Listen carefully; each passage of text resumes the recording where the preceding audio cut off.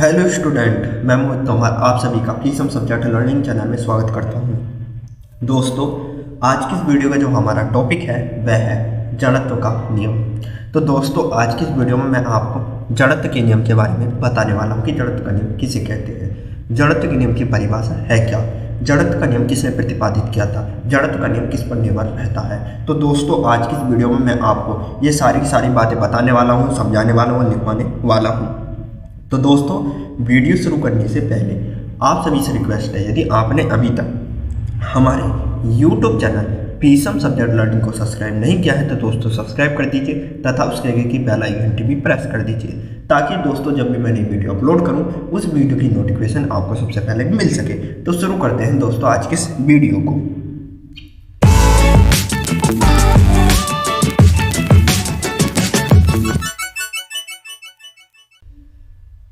तो दोस्तों, आपको करना क्या है, आपको पहले तो हेडिंग डालनी है जड़त्व का नियम। अब दोस्तों, आपको करना क्या है कि आपको पहले तो ये समझना है कि जड़त्व का नियम आखिर है क्या, किसे कहते हैं जड़त्व का नियम।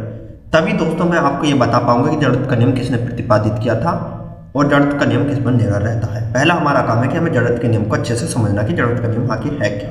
तो दोस्तों, आप जड़त्व के नियम को एक उदाहरण के माध्यम से समझिए। मान लीजिए दोस्तों कोई मोटरसाइकिल खड़ी है, तो दोस्तों जब तक वह मोटरसाइकिल खड़ी है वह विराम अवस्था में है। वो कौन सी अवस्था में? विराम अवस्था। यदि कोई वस्तु खड़ी रहती है वह अवस्था विराम अवस्था कहलाती है, ठीक है ना।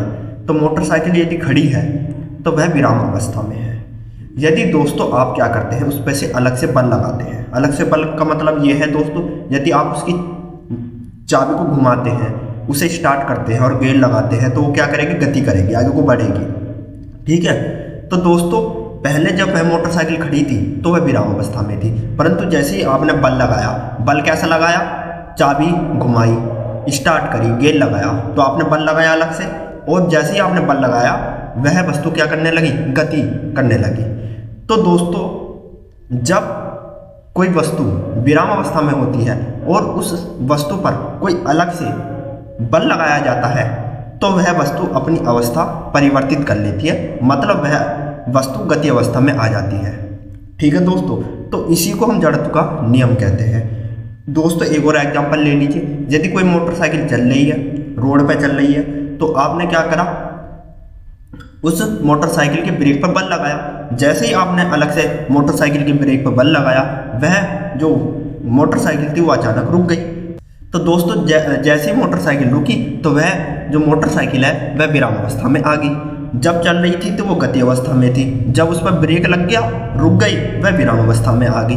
तो दोस्तों इसी को हम जड़त्व का नियम कहते हैं, ठीक है ना दोस्तों। जब कोई वस्तु गति अवस्था में है या विराम अवस्था में है, यदि हम उस पर अलग से बल लगाते हैं तो वो अपनी स्थिति बदल लेती है। यदि कोई वस्तु विराम अवस्था में तो गति अवस्था में आ जाती है, और यदि कोई वस्तु गति अवस्था में तो विराम अवस्था में आ जाती है, यदि हम कोई अलग से उस पर बल लगाते हैं। यही दोस्तों जड़त्व का नियम कहता है। तो दोस्तों आपको समझ में आ गया होगा कि जड़त्व का नियम आखिर है क्या।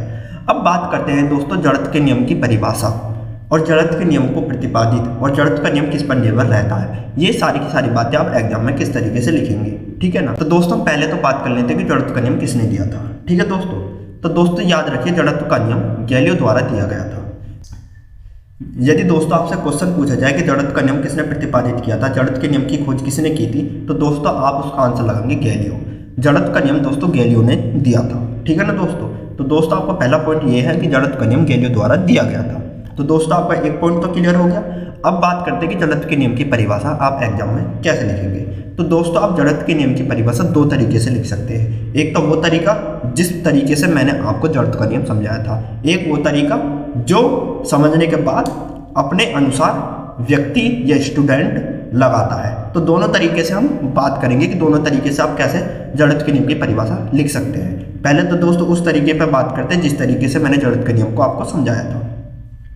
यदि कोई वस्तु विराम अवस्था में है तो वह वस्तु तब तक विराम अवस्था में रहेगी जब तक उस पर कोई बाह्य बल लगाकर उसकी स्थिति परिवर्तित ना कर दे। उसके बाद नीचे लिखना, यदि कोई वस्तु गति अवस्था में है तो वह वस्तु तब तक गति अवस्था में रहेगी जब तक उस पर कोई बाह्य बल लगाकर उसकी स्थिति परिवर्तित न कर दे, ठीक है दोस्तों। तो दोस्तों देखिए, ये जो दोनों डेफिनेशन है मैंने एक ही लाइन छोड़ के लिखवाई है, ये दोनों पहली और दूसरी ये दोनों एक ही डेफिनेशन है। मैंने एक लाइन छोड़ के लिखवाई जरूर है, परंतु ये दोनों एक ही है। क्यों है? ये वाली जो परिभाषा ये विराम अवस्था को बारे में बताती है, और ये जो परिभाषा ये गति अवस्था के बारे में बताती है। दोनों परिभाषा एक ही है। दोस्तों मैंने आपको एग्जाम्पल के द्वारा बताया नहीं था कि यदि कोई वस्तु विराम अवस्था में है तो वह वस्तु तब तक विराम अवस्था में रहेगी जब तक कि हम उस पर कोई अलग से बल लगाकर उसकी स्थिति परिवर्तित ना कर दें। यदि कोई वस्तु विराम अवस्था में तो यदि हम उस पर अलग से बल लगाते हैं तो गति अवस्था में आ जाएगी, और यदि कोई वस्तु गति अवस्था में है तो यदि हम उस पर कोई अलग से बल लगाते हैं तो वो विराम अवस्था में आ जाएगी। इसी को दोस्तों जड़त्व का नियम कहते हैं। और उसी तरीके से दोस्तों मैंने ये परिभाषा आपको लिखवाई है। अब दोस्तों आप कह रहे होंगे कि मैं तो इस तरीके से परिभाषा नहीं लिख सकता इतनी बड़ी, मुझे तो छोटी करके लिखना। तो दोस्तों आप छोटी करके भी लिख सकते हैं। तो आपको करना कुछ नहीं है, आपको लिखना है यदि कोई वस्तु विराम अवस्था या गति अवस्था में है तो वह वस्तु तब तक विराम अवस्था या गति अवस्था में रहेगी जब तक उस पर कोई बाह्य बल लगाकर उसकी स्थिति परिवर्तित न कर दे।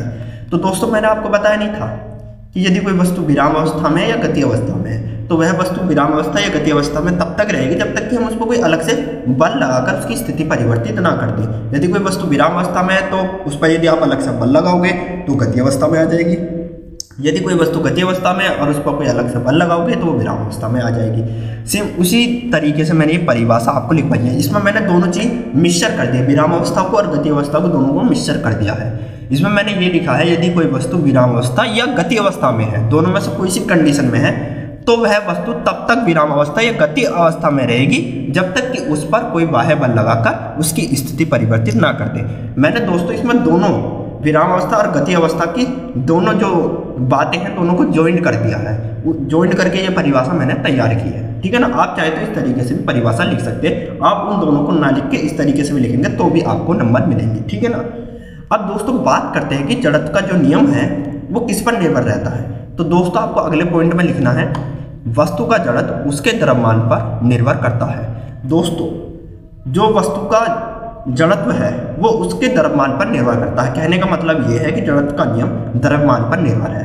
अब दोस्तों आप कहेंगे कि द्रव्यमान क्या होता, तो दोस्तों वस्तु का जो भार होता है, जो वजन होता है, जो उसकी वस्तु की जो मात्रा होती है उसी को हम क्या कहते हैं, द्रव्यमान कहते हैं। तो दोस्तों इस तरीके से आपको जड़त्व के नियम की परिभाषा अपने एग्जाम में लिखनी है। यदि दोस्तों आपको हमारी ये वीडियो पसंद आई है तो लाइक सब्सक्राइब शेयर जरूर कीजिए। दोस्तों आपको हमारी वीडियो देखने का बहुत बहुत धन्यवाद।